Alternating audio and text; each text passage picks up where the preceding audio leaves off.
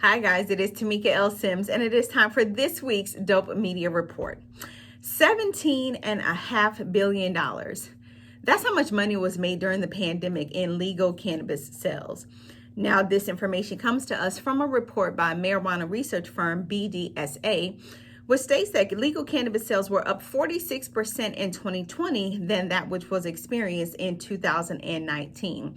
Now, for a state like Nevada, this is seen as their first opportunity to actually reach over $1 billion in sales, much behind the states of Illinois and Colorado, who have also seen millions of dollars, hundreds of millions of dollars in legal cannabis sales since the marijuana legalization bills have passed in those states. So we know that a lot of businesses had to pivot during the pandemic, where it was easy for customers to walk into a dispensary or a local retail store. Once everything went on a lockdown, it wasn't so easy to do that. So a lot of the retail store owners and dispensary store owners had to do was pivot in order to make sure that the customers were able to receive what they wanted to receive. So that meant expanding services to curbside pickup. That also possibly meant hiring more staff to answer the phone to place more online orders. So no matter the case or whatever it is a company had to do, cannabis businesses were no different than any other business that also had to pivot during this time. And as we can see, it has certainly paid off.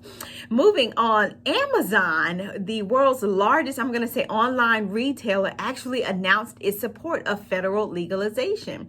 Now, Amazon has a commitment to be a more attractive employer.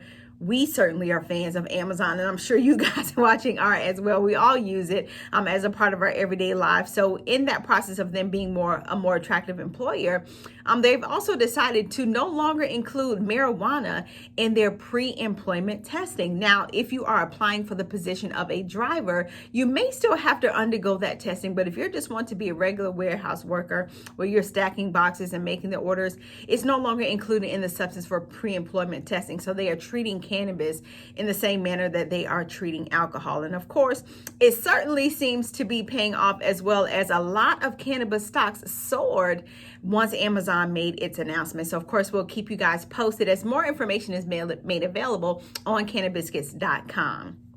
And then finally, the Arizona Supreme Court launches a site to expunge marijuana convictions. Now, this takes place on July 12th of this year. And so if a person has been convicted or charged with possession of up to 2.5 ounces of marijuana, 6 plants, or the possession of any sort of paraphernalia, you are eligible for an expungement under this new site that the Arizona Supreme Court has launched. So make sure that if you're in the state of Arizona, and if this applies to you, make sure that you pay attention to the news so that you are not missing your opportunity to get your record expunged. And that is all for this week's Dope Media Report. As always, we invite you to connect with us on cannabiscuits.com. Subscribe to our YouTube channel, search Cannabiscuits TV, and connect with us on all social media platforms at Canna_biscuits.